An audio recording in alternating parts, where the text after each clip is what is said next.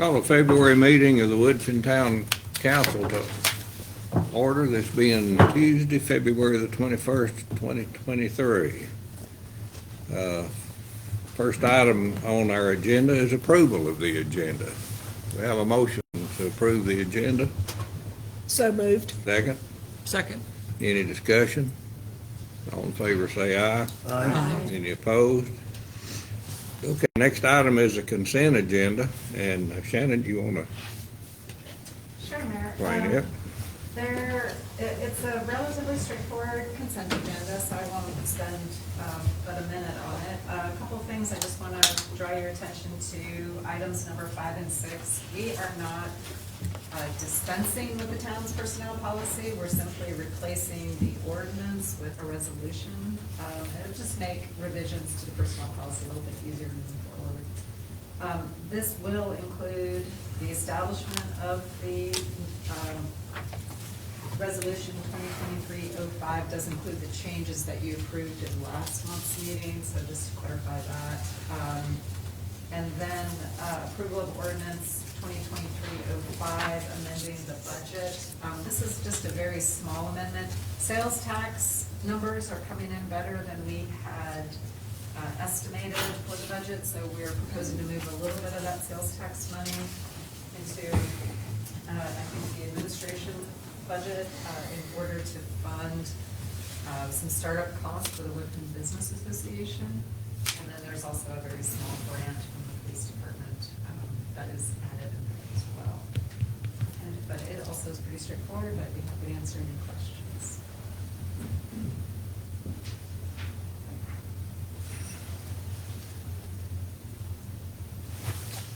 Okay, you've heard the items on the consent agenda. Do we have a motion to approve? So moved. Second. Second. Any discussion? All in favor say aye. Aye. Any opposed? Okay, next item will be public comment. We have 3 people who signed up for public comment, and I'll just call out your name. Lily Dancy Jones, 34 Parkwood. If you'd come up to the podium and repeat your name, and then you have 3 minutes. Hi, my name's Lily Dancy Jones. I'm a Woodfin homeowner and I've been a Woodfin resident most of my adult life. Along with a group of other folks, some of whom are here today, we are getting interest and trying to establish a community garden in Woodfin. The Asheville area has a lot of community gardens around. Community gardens bring people together. They give people the opportunity to grow food, to learn how to grow food, for volunteers to grow food to donate to those in need. Woodfin has amazing, beautiful parks and public spaces, but it does not have a community garden. So we feel strongly that this would be a really important addition to our town. We have a lot of volunteer support and help lined up to work on establishing the garden and getting it put in place, and a lot of people interested in learning about gardening, growing food for their families, and growing food for donation. So we've been in talks with some folks already in the town, and just wanted to get in front of you guys and tell you about the project, and hopefully get you excited about it. Thanks. Thank you. Thank you. Okay, next we have Katie, and I can't make out your last name. I'm also part of the garden. Okay, if you'd come up to the podium, please. Just for simplicity's sake, I was gonna say we could come up together, if y'all are. Oh, that's all right. Okay. Sure. Sorry to leave, I was gonna say. No, good. We'll let you two do it. I guess that's Katie and Katie. Yeah, Katie and Katie. Some people call me KT just for simplicity's sake. Hi, y'all. Yeah, Katie and I have gotten together a few months ago with interest in establishing a garden here. I used to work for an organization in Asheville called Bountiful Cities. I worked there for 5 years. They're an urban agriculture organization, and Katie was actually interested in starting a garden and reached out to them, and then we connected. So yeah, we just wanted to come and kind of connect with y'all and just throw that out there that we're starting to get some balls moving, and everything we want to do, of course, like in collaboration with y'all. If this is the right time, then we could move forward together with it and figure out a spot that the city thinks would work well, the community thinks would work well, and really open to hearing where y'all are at, and the Parks and Greenways Committee, and kind of just seeing how to move forward and who would be interested in working with us. Did you share?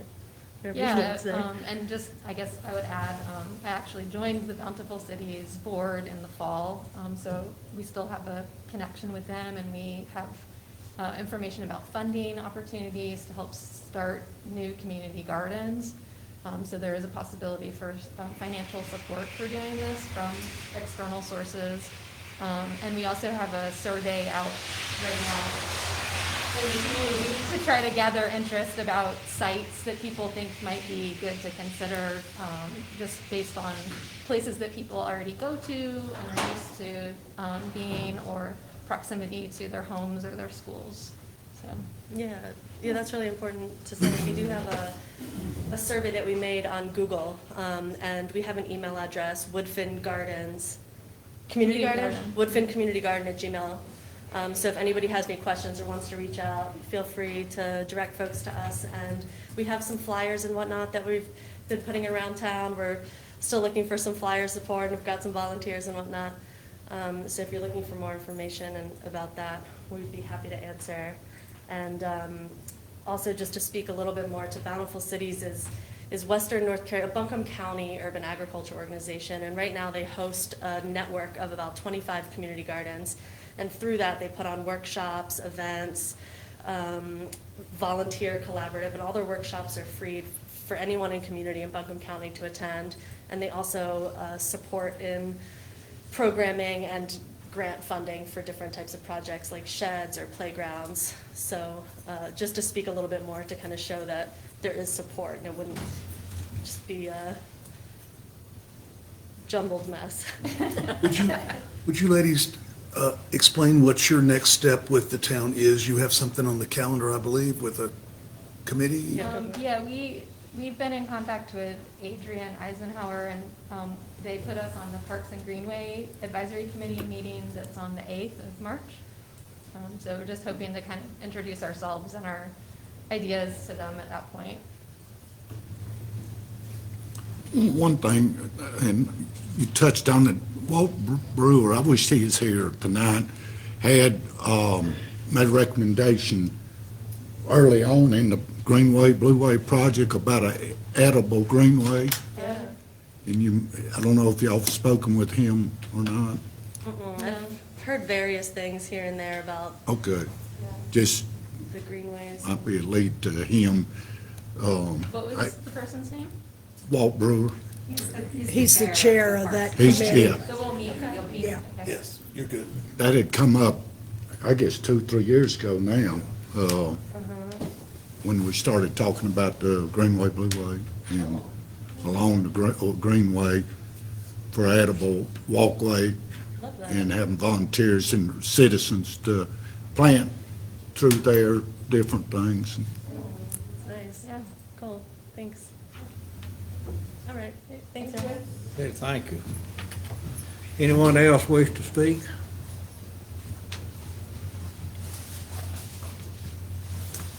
Okay, the next item is presentation and report. Eric Bradford, Director of Operations, Asheville Greenworks. Eric?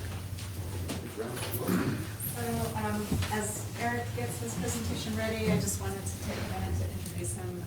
Eric is the Director of Operations for Asheville Greenworks, which is one of our community nonprofit partners in Western North Carolina. And I've known Eric for a while, and more recently, since joining the town, Asheville Greenworks does a lot of work regarding the French Broad River, protecting the health of the river, looking at opportunities to improve the conditions of the river, and all things water quality related. And so I thought he would be a great guest presenter to come and share a little bit about what Asheville Greenworks does with the council and with the members of our community. So Eric, thank you for being here. Oh, thank you, Shannon. I appreciate that. And Mayor, thank you. And council members, I appreciate you letting me be on the agenda tonight. As Shannon just said, Asheville Green Works is a local community organization. We're an environmental organization. We were formed in 1973, so we're actually turning 50 this year. So this is very exciting for us to get to this point. Not a lot of nonprofits can say that in the area. So we're really pleased about that. And I wanted to, as there's a lot of people that move in and out of the area, we spend a lot of time reintroducing ourselves to folks. There are a lot of really great organizations here in this area, and our name is it sounds like a power tool or a landscaping company. So sometimes you have to make the rounds and make sure everybody still knows that you're there for the supporting in the community. What exactly do you do to support the community? So as I said, we were established in 1973 through the Model Cities project. To go ahead and do something about our area. The Clean Water Act had just passed in 1972. Now it's time to start cleaning up our downtown areas, putting in trees, start to clean up our waterways. So we started very small. We started putting trees in downtown, started cleaning up the Swannanoa River was first, and then into the French Broad. But we started off with just a group of volunteers, and then 1976 comes around. The name of the organization changed to maybe something you might remember, Quality Forward. So we were Quality Forward from 1976 until 2007. The name changed, but we started hiring staff members and started taking on issues, started working really closely with all the municipalities. What are some of the missing areas that we can help support when it comes to waste reduction, urban forestry, water quality issues. And the thing that we're probably known for is managing large groups of volunteers. I'm sure a lot of people in this room has worn our vests before, and you've been out on a project before. You've done some sort of project where you've been out in the community, and a lot of those that we've helped convene over the years. And we want to basically talk about that and talk about the town of Woodfin, which is the fastest growing part of Buncombe County at this moment.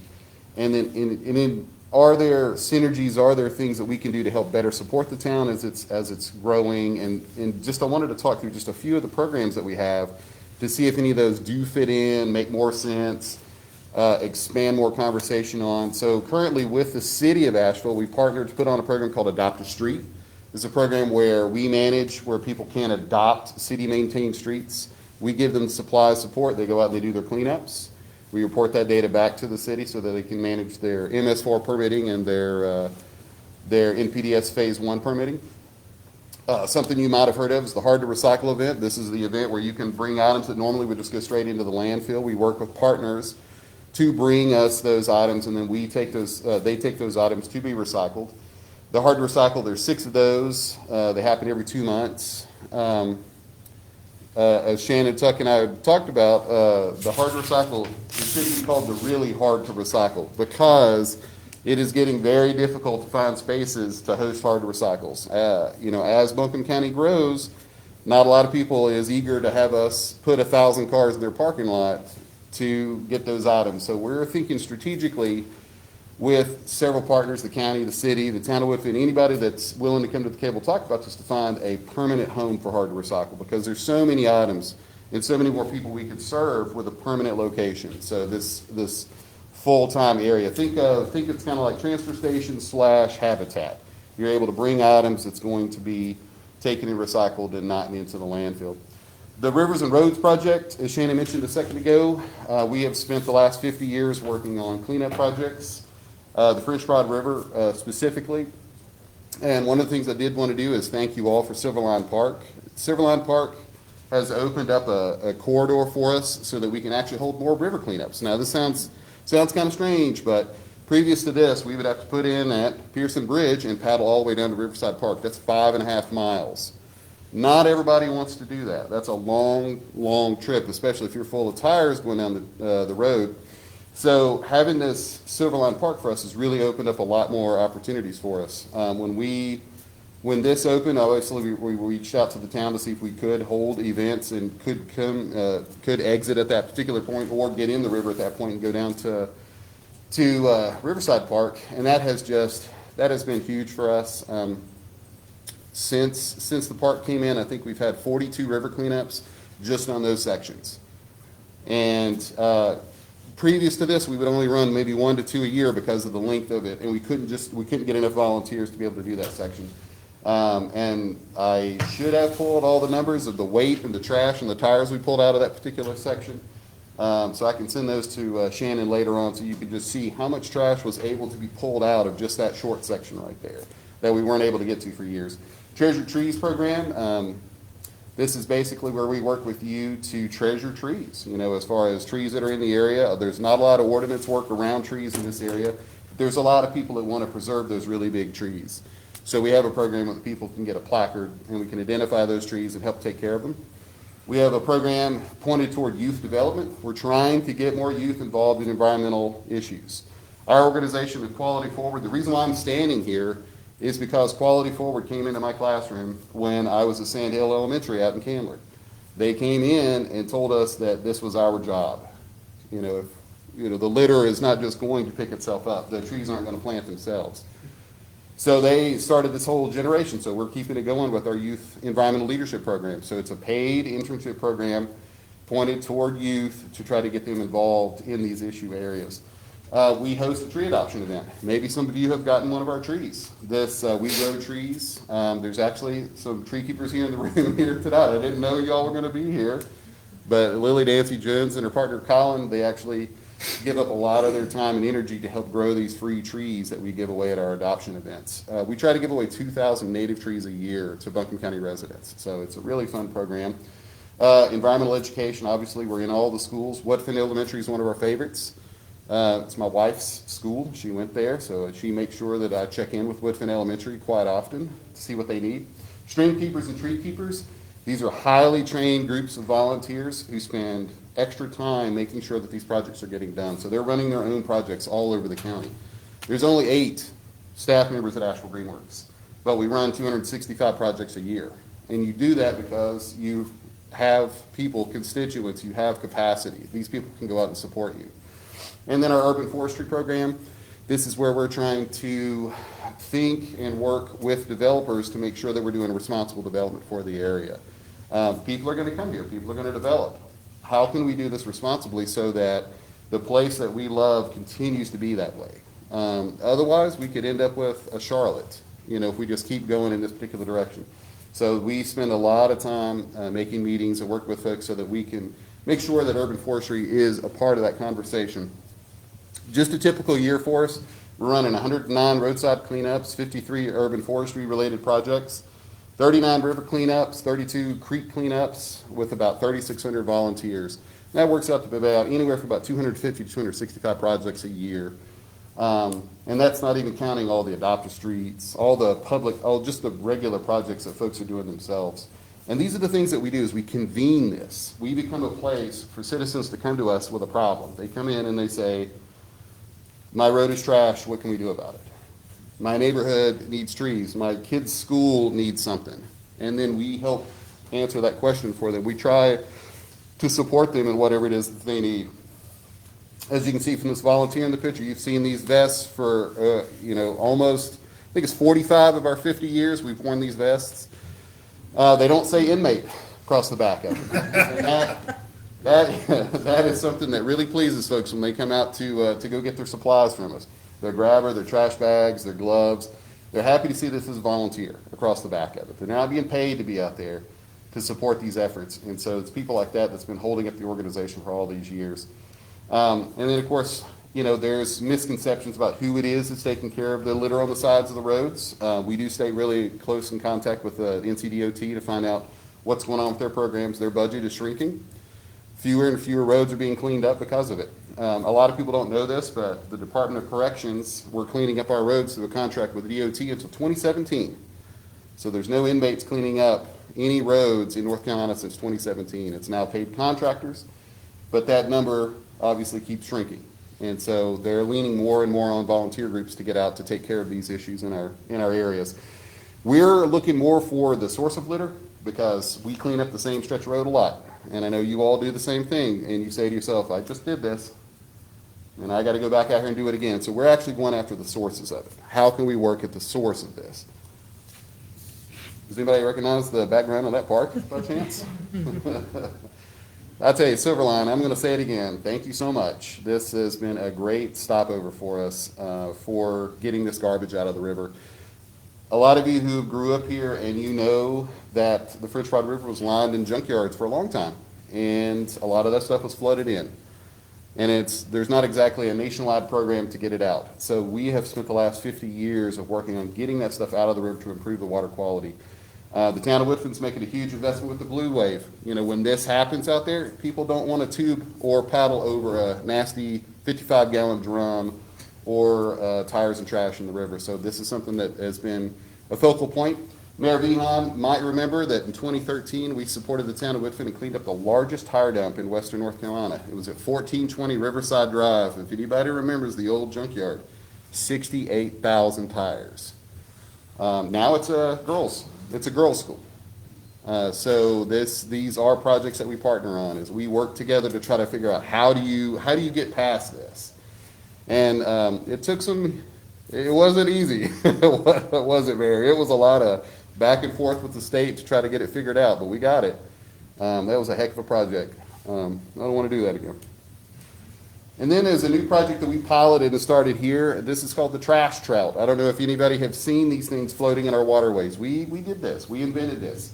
We started this. We knew where the trash was coming from, and we can't have a volunteer sitting in the water 24/7 ready to collect it, but we can have these devices. Since this program started in 2017 for us, we now have 35 trash trouts in 5 states catching trash. This thing is getting bigger and bigger and bigger. We actually have this now as a major program of the organization, and it's helping to fund our other parts of our programs, the harder to fund parts of our programs. So look for trash trout. It is doing really well. The program is growing really quickly, hopefully not too quickly.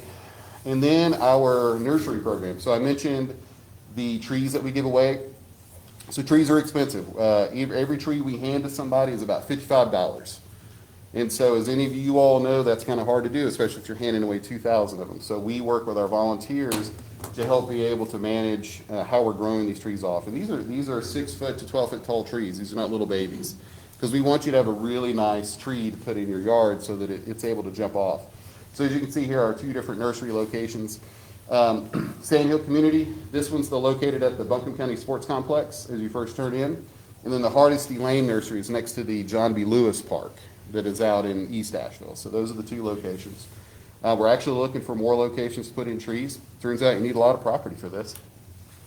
And then back to that tree adoption event that we do every year. For those of you that's been to the event, what you see on the picture with the cars is we try to run it like NASCAR, where we have 2 minutes and 45 seconds to get the trees into 5 cars because we cannot block cars coming in and out of the sports complex. So we do the best that we possibly can to make sure we get people in there. No more than 10 minutes wait for anybody to come get their trees. So we try to make sure that this works out really great. So hopefully you've had a good experience with that. So again, like Shannon mentioned, we do want to be and continue to be a strategic partner with the town of Woodfin. We love what you're doing out here. We love the direction you're going.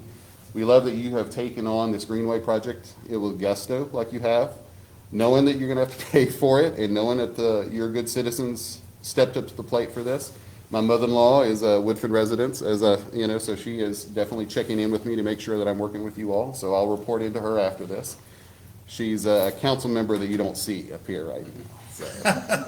But yeah, I'll put my information. Obviously, Ryan will have this as well too if you want to reach out and have further conversations about how we can support growth in the town of Woodfin. Managing volunteers is only a small piece of what we do. So the working to support ordinance work, working to plan for urban forestry, these are the sort of things that's the main line of what we do for our towns and municipalities that we're working with. So, but I thank you again for your time. Thank you, everyone. Question. Yes. Mr. Mayor, is it okay? Yeah. Yes. Can you give us a capsule? What's the latest on recycling? I've noticed that Kirby's paper recycling is stacking up like a skyscraper over there. Have things changed in the recycling world recently? Is it getting tougher to find places to take recycled materials? It really is. And I don't want to come with bear or bad news for this sort of thing, but recycling needs to be completely changed. And what's going on with it is as the United States market switched over to single stream recycling. So if you all remember previous to this, we had multi-streams. Multi-stream recycling was a little bit harder for us to do as residents, and we had a much lower rate of people who would actually do it because it's more complex. Excuse me, make sure everybody understands the difference between those. Yeah, so multi-stream is you're gonna have multiple bins, and you have to sort the recycling before the truck comes to pick it up. Single stream, you put everything into one container. So a lot of municipalities are being prompted by their state and being paid for by their state to switch over to single stream because you can get more people to recycle. The problem is you're getting a lot of contamination. And now what this contamination means that when it comes to the next person in line, say Ryan is the person who used to purchase the paper is now disgusting when they receive it. So when they get this paper, it's now not a commodity anymore. It becomes landfill for them because they can't turn it into paper. They can't put it back into the process again. So it's been a double-edged sword. We get more people to recycle, but the quality of the material, it has dropped significantly. When we first started recycling, it was an actual viable commodity market. This was something that when someone collected those items, that they could make a living on and get the product back in again. But now that it's seeing so much contamination because there's also this misnomer about what goes in. You know, what goes in sometimes, and what happens is what we call wishful recycling, is someone will say, you know what, I'll stick this in there, they'll figure it out when it gets there because they're the expert. But what happens is it gets to them, they have to sort it out, which costs them time, and then they have the item that now has to go to the landfill. And so that right there, I want to say that curbside was something in the area of about 10 tons of trash a week was coming in, and we almost lost recycling. I don't know if you all know this or not. We came really close about 3 years ago. We got the phone call from curbside and said, I don't know if we're able to do this any further. And Asheville, the city, the county, we almost lost it. So we jumped in really quickly with a huge campaign that was completely unfunded to try to fix what was going on. So if you've seen the Recycle Right program, that's what that is. That's us trying to get involved. Because obviously we don't want it in the landfill. That's not the place for it. But it's through education of saying to yourself, when you go to purchase the item, can this actually be recycled? Is one of the things that we talk to people about. And we're hoping that there's more manufacturer responsibility versus consumer responsibility when it comes to the product. It's not right if your favorite product is always in something that you cannot recycle or reuse. So we say to people, instead of fussing at that manufacturer, instead of J.V. Hunt calling them saying, I'm never going to buy this yogurt again, because they've lost him if they say that, and he's already lost him. But if he says, you know what, if you put this into something else, I'd be willing to pay a little bit more money for it, knowing it's going to be either recycled or reused. We call those love letters, instead of sending them a hate mail about these kind of things. So we do all these campaigns as well too, because we've got to change this. So we spend a lot of energy on that. So yes, recycling is in trouble. How can we get around this is just trying to make sure we have very clean recycling when it gets there. One thing we can do immediately is eliminate the bags. No bags. So if you could, if you could keep out the bags, that's the first biggest step right there. Anything else, folks? I wanted to ask the Buncombe County, the community service folks that are on the roads. Do you all supervise those, or is that separate? That's separate. It's through the county. Yeah, they handle that. There was a time there when we supported them. When it was really low wind stuff, we would have some teenagers that would show up. And obviously, we still have some folks that come through. And we try not to make them feel any different from anybody else. We give them work to do, so that they can go out. But if it's the supervised work, that's usually somebody a little bit higher up that needs to get those hours out of the way. Yeah, we try not to, because I would hate for Shannon to come in and say, hey, I've had this DUI and I need to get this thing sorted with you all, and to make her feel bad about it as well, and she's trying to serve. So we try to meet everybody where they're at on these and give them a great opportunity. Anything else, folks? Yes. Going back to Quality Forward, and I'm one of the few people, I guess, that remembers when they first organized, but anyway, that was a wonderful program, and then when it transitioned into Greenwork, it keeps getting better and better and better. And I really appreciate all the work that you all do.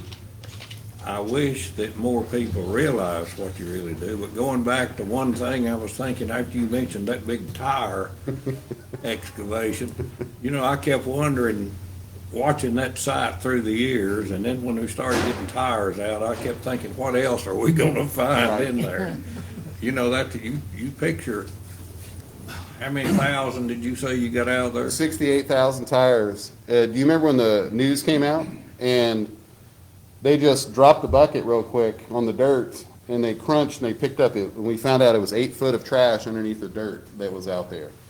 And, you know, it was a heck of a process. You know, we all tried to purchase that property, turn it into a Superfund site to be a part of the future Greenway, but the county wouldn't let us. The county wanted to go ahead and just be done with that particular piece of property, so. I'm sure you hope you never have to do that again. Well, you know, I say that, but I tell you, people loved it. People loved it. We had so many people that was a part of that, hauling tires out of the river, you know, and all the things that happened with it. It was a lot of fun. Thankfully, nobody got hurt, especially you, when you came out on job site. So, but folks, anything else? Now, Yes, sir. may you help Jim a little bit too, with Kirby down here, stock market prices has a lot to do with it too, unfortunately. They want all they can get. I understand that being a businessman, and fuel prices, transportation, you can't get people to carry the cardboard to the destination to get it recycled, and unfortunately, it stacks up down there. Over the years, we've had this happen several times here, and unfortunately, how long ago was being mayor, the town was about ready to shut him down. And he spent $2 million on building that new building to keep it inside. And unfortunately, when it gets to this point it is now, it's full too and outside. So I certainly don't want to see him go away. And I've tried every way in the world to keep the town from shutting him down several years ago, and now it's stacked up outside again, trash blowing all out in the road and up the street, up on the interstate. I don't know what to do about it. Yeah. I sure don't want to put him out of business, because then where in the world is all that stuff going? Landfill. Right. Madam Manager, maybe we could have Kirby, ask Kirby to come and present to us on. He's been up here several times over the years. And we've talked about organizing a tour also. That'd be great. That would be we took that tour twice, the mayor and myself and the old council, I guess you'd call them, and the council before them. Maybe we could start, I'd really be interested in learning more about it. Well, so we it's something to go understand the through there and watch all the, and just like Ms. Bradford said, and that's another thing he's having trouble is getting workers, like Right. everybody else. In the separation form area down there, it's amazing to But watch. like you, Councilman, it's now starting to blow. Oh, yeah. Oh, yeah. I've seen it on 26. That ain't the It's- first time, Really? No. over the years, unfortunately. All right, But it's something to watch them in there, separate what goes to recycle and what don't. And unfortunately, that's one of the reasons we had to close down the outside recycling down there. People was taking mattresses, couches, TVs, tires, And just leaving them. everything, and dumping them out down there. Yeah. And that's certainly not his fault, but so that's why they discontinued. that's why they that. did away with only cardboard now, still. Eric, you can see our level of interest, so thank you. Oh, for no, being no, here. I did want to say This is one last good. thing. So Well, he's Kirby, involved in that. Kirby was actually the original sponsor of Hard to Recycle. They've been a major sponsor through this whole process. And so they, like you, were trying to figure this out. They have a postage stamp area of where they could be working. And really trying to get a permit for them to operate somewhere else is a no-go, because there's really not a lot of folks that want to have a recycling facility Exactly. next to them. They want the service, but not the It's facility. like an asphalt plant. They want to drive on a paved road, but they don't want it. Right, exactly. Well, thank you all again. I appreciate Thank your you. time. Thank you. Yeah, I appreciate that. But Jim, that's something that I guess we could do is go back down there and meet. He's a great guy, him and his Yeah, wife. okay. He tries. He really does. Him personally and his wife works in the recycle room. They don't sit in no office. Okay, good. Let's make that happen. It'd be great. Okay, town manager report, Shannon. All right, well, Brian's gonna help me out, I'm just gonna stay where I am. just to Okay. kinda minimize movement. So really quickly, just reporting on new contracts and POs. We've had a number this month, the most significant of which was a change order for Equinox related to the Riverside Park project. So this is actually a few different changes that have occurred over, actually going back sometime even before me. And at the time, these changes were approved and Equinox was told to submit a change order later. And so that's the grand tally of all of those different changes. Catholic Charities was one of our community grant partners. That is just their disbursement. TPD, that was the facilitation for the council's retreat that was held last month. And then Mortgage Manufacturing, that's a purchase order for our new zero-turn mower. So getting ready for spring, that was in the budget. A few other updates. The Town Hall Town Center needs feasibility deadline has passed. We received 4 submissions. We're looking to make a decision and figure out which design team we're going to move forward with. We hope to do that by early to mid-March. It might depend. We haven't dug into the proposals just yet. And if we have to hold interviews, that could lengthen the process a little bit, but otherwise it can be done a little bit sooner. After that, we'll proceed with negotiating a contract for that project. We're also busy this time of year working on the end-of-year budget projections and starting to talk about our next year's budget preparation, so just getting ready for our upcoming work sessions. And then, of course, the town newsletter was mailed. Hopefully you all received it or will receive it soon. It went, I think the last of them went out middle of last week. It's Thursday or Friday. I think the post office was avoided us because how many we had. How many did you end up mailing? Right around 2,400. That's all right. And then, and we've also posted it on the website. So it's not an insignificant cost. The postage is first-class postage, and for that many, I don't know that this is something we want to do on a particularly regular basis, but we thought since the town hadn't produced one in such a long time, it would be nice to kind of remind people that we will do a regular newsletter, but hopefully moving forward, we can get people to look for them online, so. In the planning department, we have scheduled our next comprehensive plan steering committee meeting. This will be the second of the steering committee, and that's scheduled for March 20th. We are also tentatively looking at mid-April for our community meeting, so that will be sort of a larger meeting for folks to attend, including some of the folks we heard from this evening. That would be a good event to attend and kind of get your voice heard.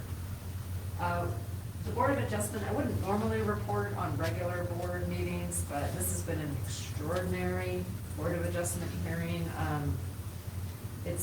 We have gone through 5 days.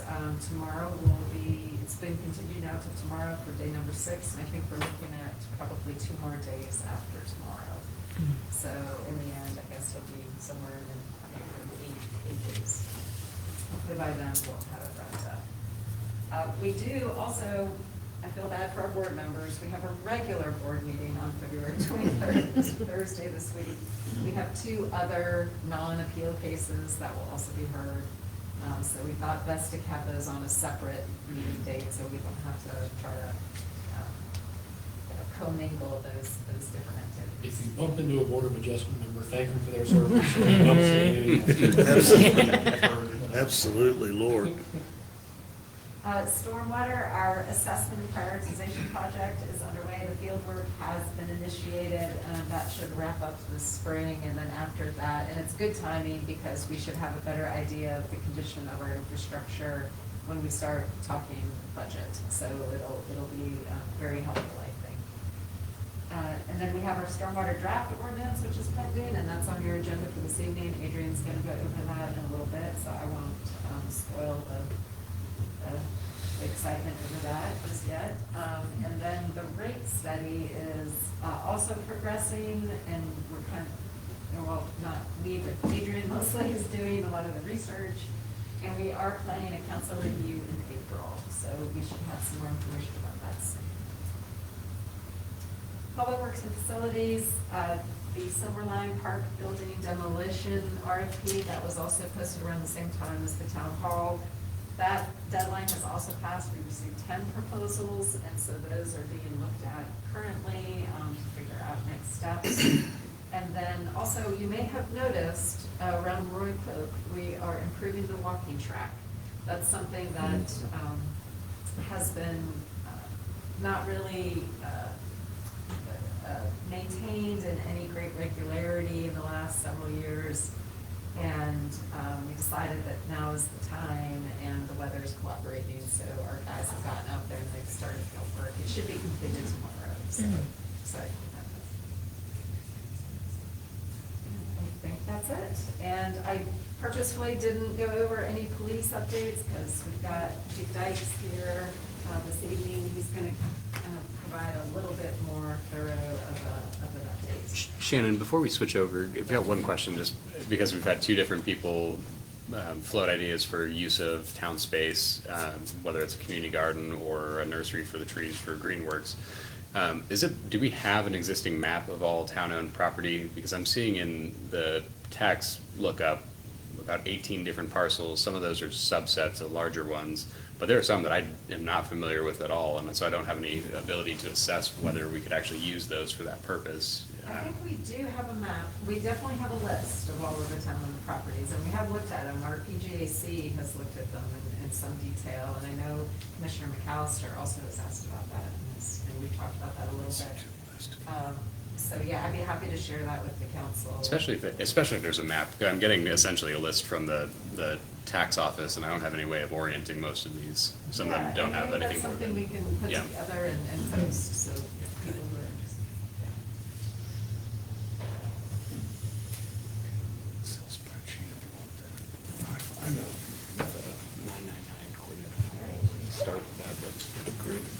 Thank you. Eric, we got one out here off the Louisville Highway, we'll sell you. I've seen that one. $0. All right, well, good evening. So as Shannon alluded, I'm doing the kind of the presentation or the report for the police department this evening. And what I wanted to start off with is something that we mentioned several months ago, and Councilmember McAllister and I had worked on, and trying to give you some progress and also some kind of overview of what's going on, and that's traffic safety. We were specifically talking about Riverside Drive, but I also want to put it in a broader context of, what we do with traffic safety here in the town, what resources we put into that, and obviously, why it's important that we do traffic safety. And then we'll specifically talk about Riverside Drive and the approach to finding solutions to keep people safe on that road. So real quickly, I have some data for you because I like numbers, and I think numbers can help us paint a picture and get a better idea of what's going on. So the reason that we do traffic enforcement or work on traffic safety is because, well, traffic enforcement saves lives, and by reducing crashes. And that's our number one. I would love a year with 0 crashes. That would be great. We know that's impractical, but that's our goal, is always to reduce that number. So by using a 5-year average, looking at our data from 2018 to 2022, the most complete data that we have, we, on average, investigate 253 traffic crashes, or that's how many reports we generate for traffic crashes. Now, sometimes we'll get a report of a traffic crash or a call for a traffic crash, and we get there and find that either there was no crash, somebody just pulled over on the side of the road, or it was a non-reportable crash, and the drivers just exchange information and go on their way. So that doesn't go into this number. Out of the ones that we did report, though, that we completed the state form for, on average, we have 66 people that are injured every year in traffic crashes and 1 fatality each year. And again, that's a number we'd really like to take to 0. When we look at where these crashes occur, almost half of them occur on U.S. routes, which is either Future 26, we notice US 19, 23, 2570, Future 26, or Weaverville Road. Now, unfortunately, for how our traffic data comes into the RMS system, it's not easy to pull out which ones are the Future Interstate and which ones are Weaverville Road, because the labeling in there gets confusing. So we just put them into those categories. About 16.5% occur on our state secondary routes. These are roads like Elk Mountain Road and Elkwood Avenue, Old Marshall Highway, Old Leicester Highway. About 15% are in parking lots, which that is not uncommon.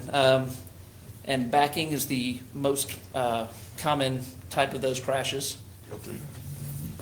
And then about 11.5% occur on NC 251, which is Riverside Drive. And then 7.5%-ish occur on all other roadways. This includes our local roads, such as Cottage Street or Brown Avenue, or private roads, which there are a few private roads within the town, such as when you get into the Ventana development and places like that. So any of those private roads are also included in here. And then when we look at our fatal crashes in the last 5 years, all 5 have occurred on U.S. routes, 4 of them up on Future 26 and then 1 on Weaverville Road. Has there been one this year, a fatality? This early in yet, not yet, and we're hoping that, again, that number is 0. But at this point, we've had 1 each year for the last 5 years. Great, thank you. Or average of 1 each year for the last 5 years. Okay, so again, how do we reduce the number of crashes? We do that through traffic enforcement. And one of the main things we want to do is reduce speed. NHTSA pushes out repeatedly information that reduced speed reduces fatalities and reduces the severity of injury. Okay, so we still do speed enforcement, trying to reduce those numbers, trying to reduce the fatalities, trying to reduce the injuries. On average, about 610 citations are issued annually. That's all types of citations. That includes, driving without a license or speeding, or it can also include things such as a trespassing charge that we don't arrest on. Okay, so that's our citations that are issued annually. Out of those, 103 citations are for speeding. About 70%, 69% are on US 19. Most of those are, again, Future 26, but because of how the data pulls out, a small number of those are on Weaverville Road. And then 26 on average, or about 26%, are on NC 251. And then the remaining are on all other roadways. So, and then again, out of all the citations that we issue, only about 16.9% are for speed. Question, Chief. Yes, sir. Are we required to monitor future I-26? Well, I'm required to work the crashes up there, and so we do speed enforcement to try to reduce the severity of the crashes. Again, 4 of our 5 last fatal crashes were on US 19, so that's why we work traffic in that area. Got another question. So I guess you don't have this probably on hand, but the question I've got is, I recognize that some of those are non-vehicular citations, like the trespassing one that you gave. Right.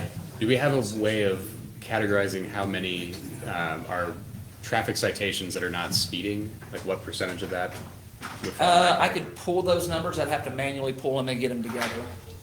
I'd be interested in that. Okay, I can get those numbers together for you. I'd say that probably out of the citations written, and this is just using the numbers off the top of my head, I'd say about 75% are probably traffic citations. Okay. Chief, I got a question on distraction. Yes. No, there's probably no way of saying that 5 of them crashes was distraction other than speed, or both. Yeah, so again, so let me give you a little overview of our crash reports and what it tells us. One of the things that it lists are contributing circumstances. And there are some specific codes that we use for distractions, and the state actually changed those a few years ago to include electronic devices. Distracted by electronic device, distracted by another person in the road or in the vehicle, distracted by other means, that type of thing. However, those are hard to prove. Yeah. That, hey, this is what happened. We've all been riding down the road, and we look over and we see that person doing this, while they're driving. And notice I'm using both hands because that's what they're doing as well, right? We've seen that. But when we roll up on the crash and they've run into whatever they've run into, we can't say that they had that device in their hand. And when you ask them, Certainly. I don't know why, but people never tell us 100% truth why, yes, I was texting on my phone when I ran into the back of this car. So that's really hard for us to show. Yeah. Occasionally we can. But Chief, the only reason I brought that up, Fran just bought a new vehicle, American made, and I couldn't believe it. In the dash, it had a screen like this right here. And over here, away from the steering wheel, the radio, the wind, everything's on that screen. And I was riding in it, and they're over here like this to get the radio or window roll down, or it had everything the vehicle options had is on that screen. Yes. Heated seats. I couldn't believe it. It's like watching TV. That's the trend of automakers now. They call that an information center. Yeah. Which, you know, I do. I look at it as a distraction center because That people was the spend first a lot of thing time I there instead of spending time watching the Yeah. roadway. What color is the car? I have a question for you He's too. American made. What percentage in an average shift does an officer spend doing traffic enforcement, safety, speed checks, whatever, on the major roads? Okay, that's a good question. So, and we actually I have some information later on in there, but we can show that about 20% of our activities, our calls for service, are traffic stops, which is not the highest thing that we do. A lot of what we do is crime prevention, which is over 20% of the activities in our recorded calls for service. But what we don't have is how much time those take. We know that, a traffic crash, even a simple one, takes about half an hour to work, as opposed to a traffic citation, which takes about 10 minutes. Right. I'm thinking more of when I see our cars parked hidden up in the woods off an exit, waiting to catch a speeder. How much time are we spending doing that on an average shift? That's a question that I really don't have an answer to, because if they are not engaged in an activity, we don't track that time. I know that our officers are out patrolling, they'll stop, they'll observe traffic, they'll respond to calls for service, spend time working on reports. One of the things I relate back to my patrol days is if I had worked a crash earlier, I got all the information that I needed to send people on their way, and then I would sit in a conspicuous spot, which is where people can see me, and they think that I'm sitting there running radar, and in reality, I'm working on the reports, so that, I'm getting that done, and people are going by me, and I'm just typing away trying to get that done. Are the officers each shift asked to do some of that where they're parked?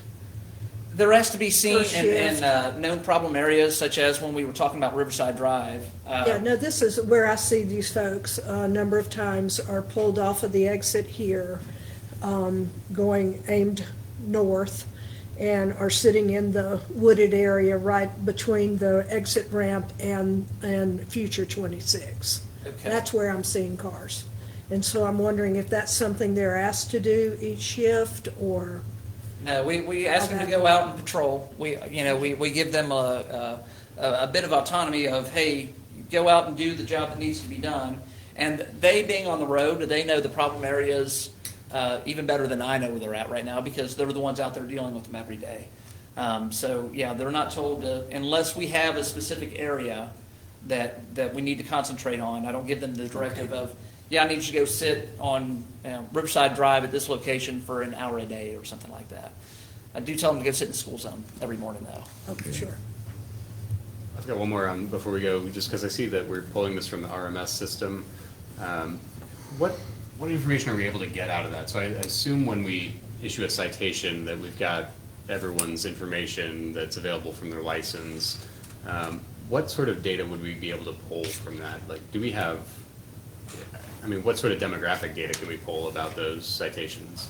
Okay. Again, that's a big part of it is the demographic data. The information that's on your driver's license would be on there: name, address, date of birth, race, sex, What else is on there? Air code. So, yeah, those are the big ones. That's the demographic data that's listed on there. If it's available, you know, obviously their driver's license number.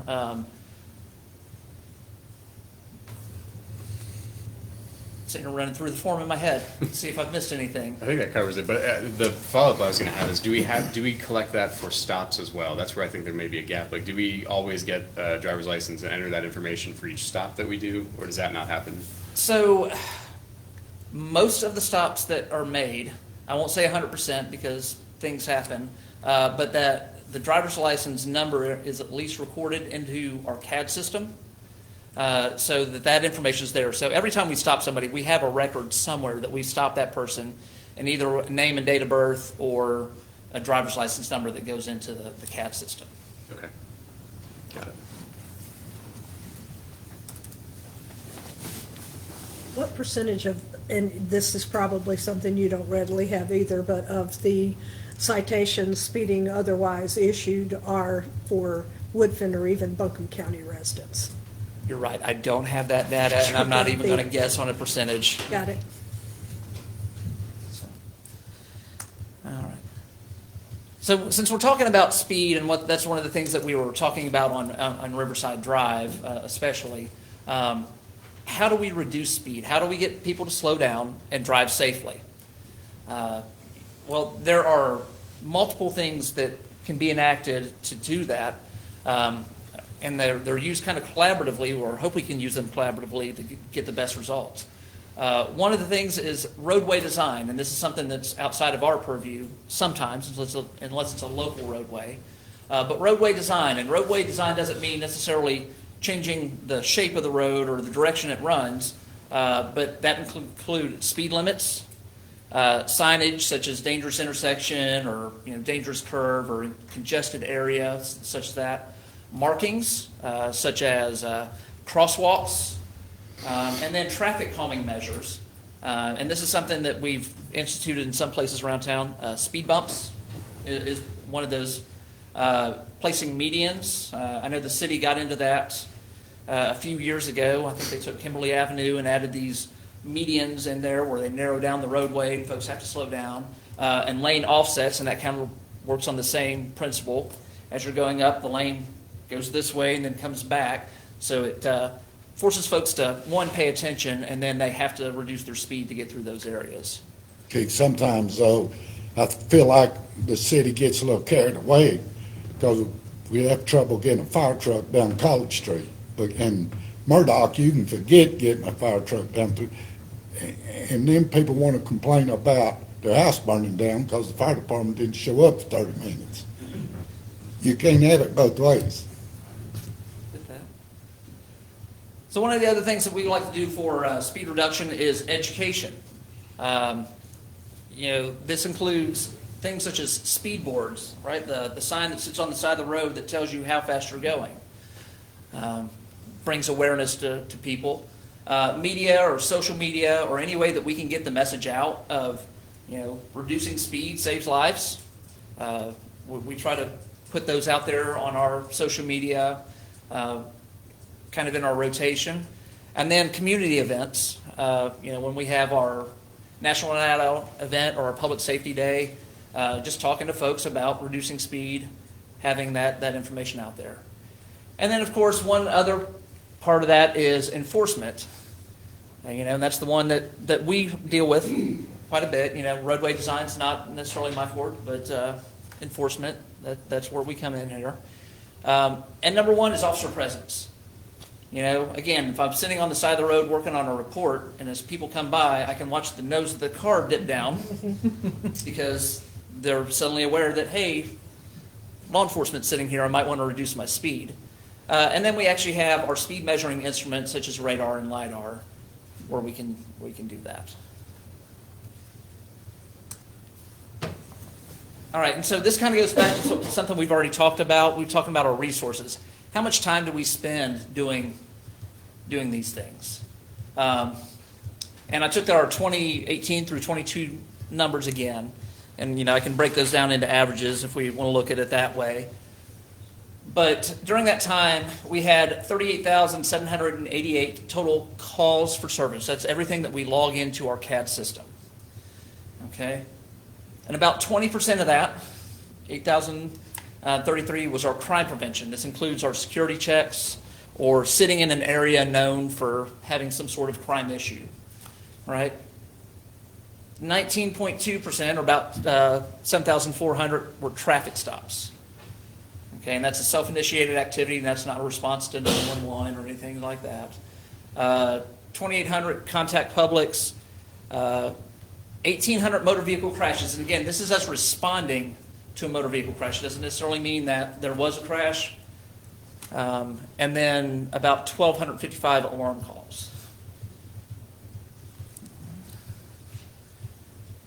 And since we were talking about Riverside Drive, I just want to break down a little bit of Riverside Drive. And, again, Councilman Calcer and I, we toured Riverside Drive and were able to look at some of those challenges down there. And here's what we've been presented with. First off, it is the longest continuous corridor throughout the town of Woodfin, starting just south of the intersection of Broadway and Riverside Drive, or NC 251, running to Old Marshall Highway, is actually a little bit over 5.24 miles. I need to make that correction because my mapping software wouldn't let me take that last little section south of Broadway. But it's the longest continuous route through the town. But it's also, depending on when you talk to DOT, is one of their NC Scenic Byways, right? Which means that it's a corridor where they promote travel through the area because it's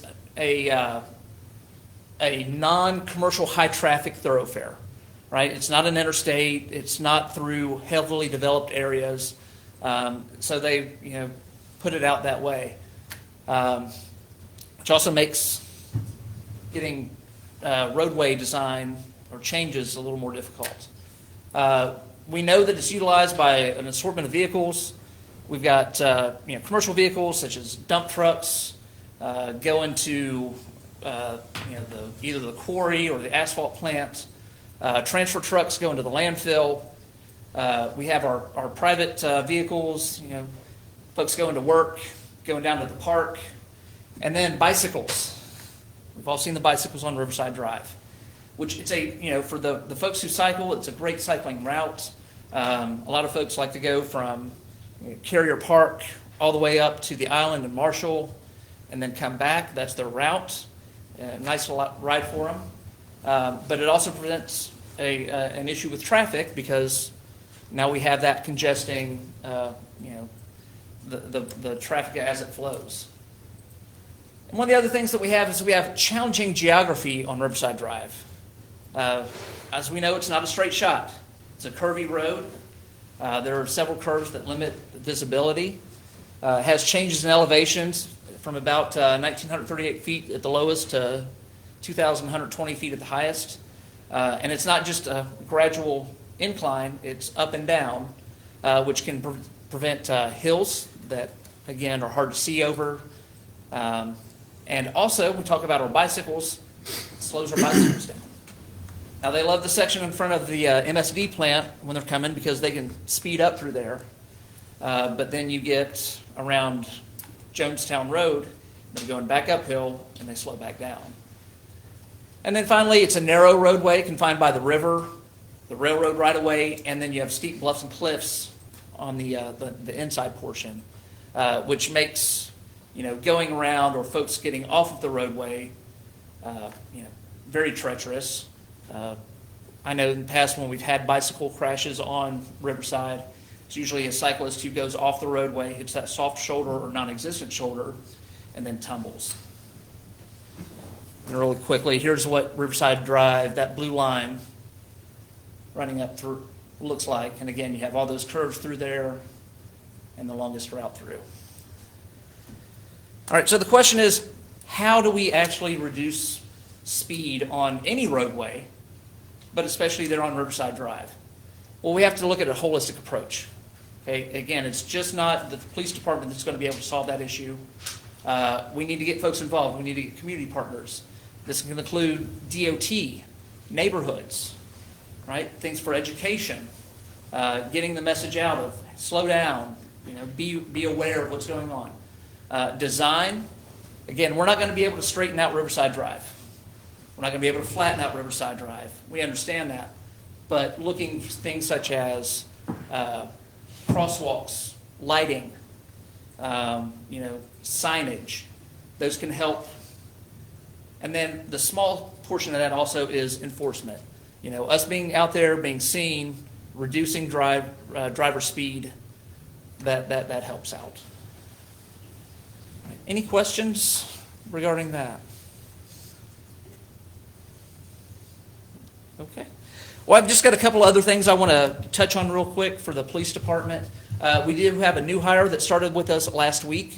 Mr. Larson Daines comes to us from the town of Mars Hill.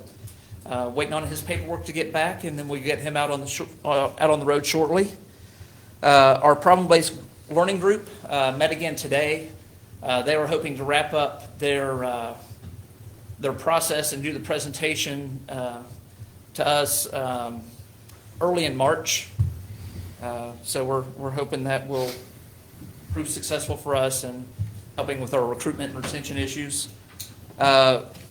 We submitted our grant for the Governor's Crime Commission. If that's approved, we'll find out usually in October if we're approved for that. If so, then we'll return at that point for a acceptance of the grant and also a budget amendment. We applied for a total of $29,500. That's the max grant amount.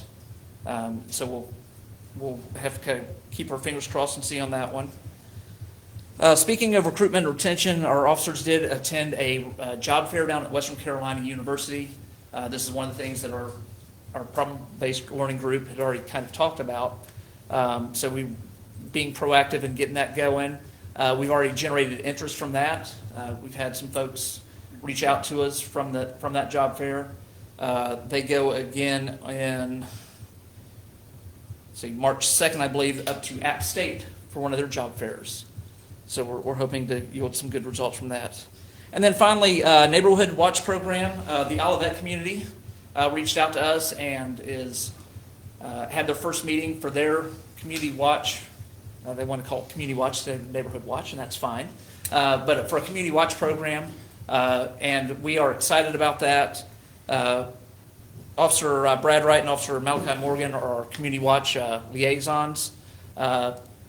I'm excited about this program because we've not had an active Community Watch in the town of Woodfin for a while. And so it's one of these programs we really want to get back going again, get our neighbors involved, get our communities involved, because, with their participation, they can make their own neighborhood safer, and that is a great asset to have in place. All right, any questions? Chief, the last new hire, will that fill all the vacancies? It will not. It will not. No. With Mr. Daines being hired in, we still have 3 positions that are vacant. We do have, again, some applications that have come in. We've had some preliminary interviews with some folks. So we're hoping that we will be able to fill those other positions soon. So, No problem. Sorry, I would have done this during the traffic enforcement. I didn't know we were going to different topics, but the last one I had was, do we do like an annual or semi-annual analysis of the demographic data for our citations to determine whether there's any sort of racial bias of any sort or other form of demographic bias? I mean, I'm thinking of the reporting that the school of government's done on the prevalency of that statewide. I don't know if we've got our own examination of our data to kind of demonstrate that that's not a trend for our department. For our citation data, no. Annually for our arrest data, we do that. But we've not done it for our citation data. Okay.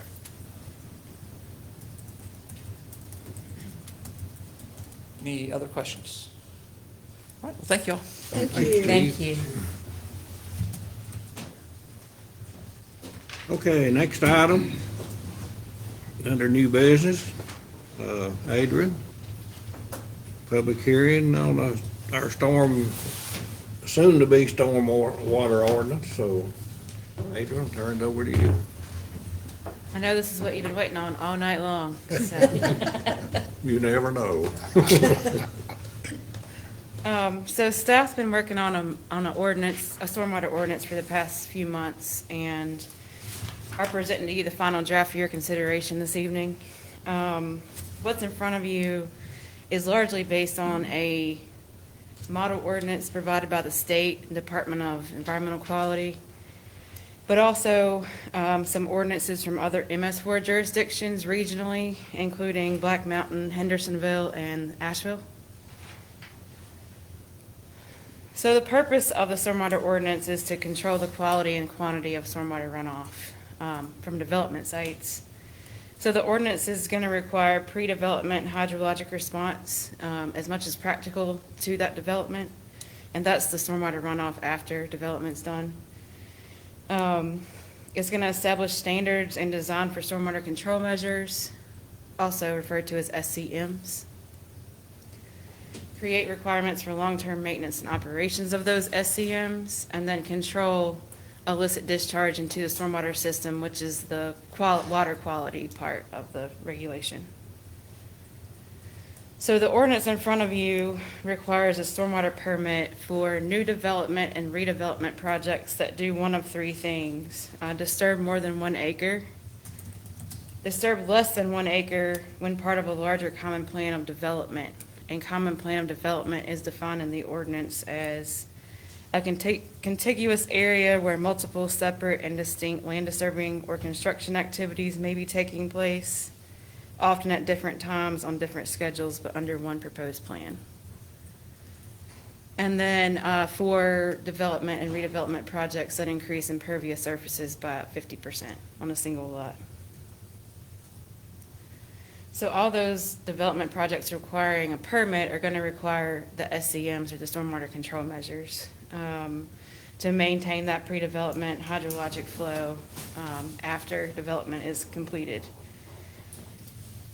The ordinance references the design for those SCMs in the North Carolina Stormwater Design Manual, which is a document put out by Department of Environmental Quality, and it's commonly used in this practice. The ordinance has requirements for regular maintenance and inspections of those SCMs. Those inspections will be done on a yearly basis. And it requires an operations and maintenance agreement to be submitted with the application, especially before a permit's issued. And that agreement has to be recorded with the Buncombe County Register of Deeds to ensure that maintenance inspection is kept up. There's a section in the ordinance that covers illicit discharge detection and elimination, also referred to as IDDE. This is one of our 6 goals in our MS4 permit. So IDDE is substances such as antifreeze or paints or yard waste that get into the stormwater system, and that's prohibited under our MS4 permit. So there are exceptions to that rule, like firefighting activities or landscaping irrigation that's referenced in the ordinance. But the procedures are laid out for removal of illicit connections and response to spills and just general IDDE violations or concerns.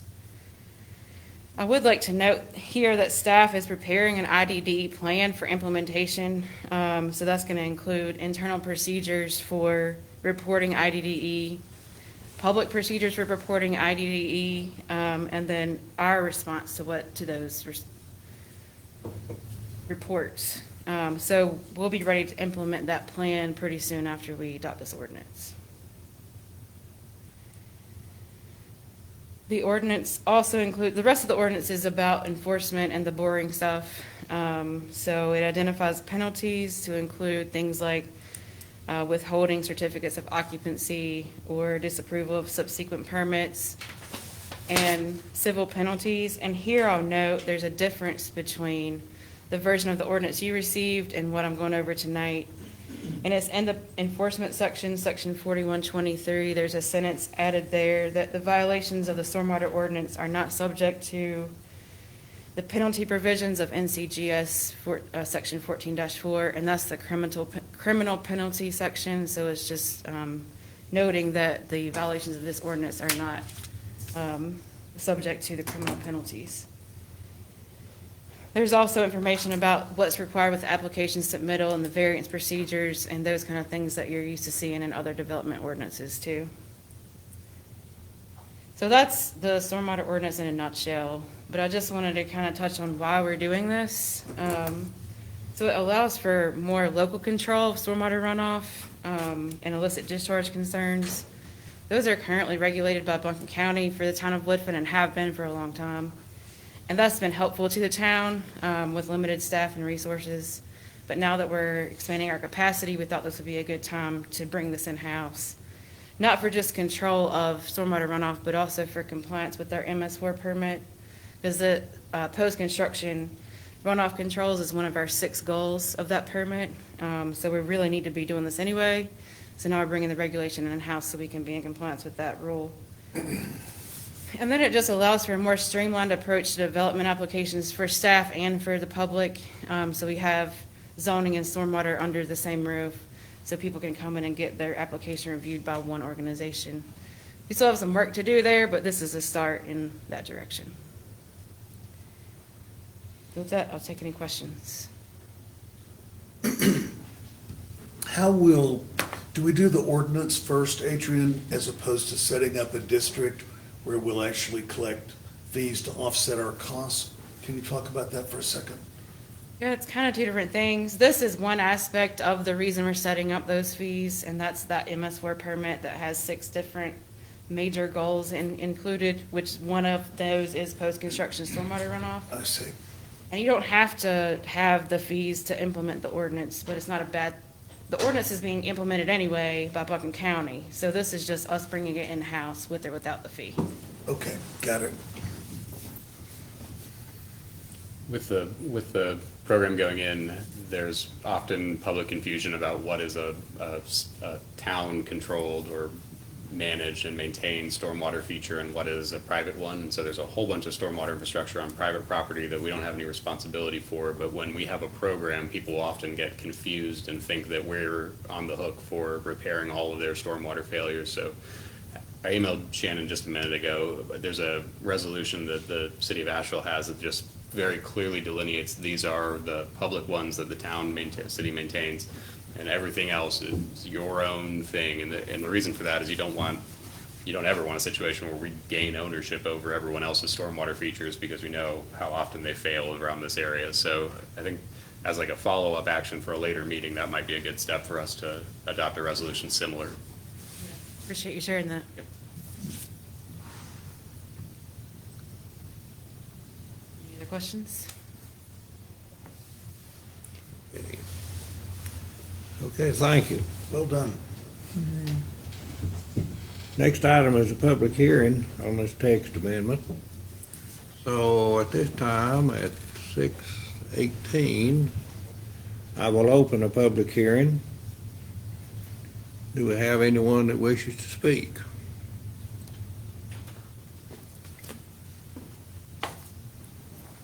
Anyone wish to speak regarding this public hearing?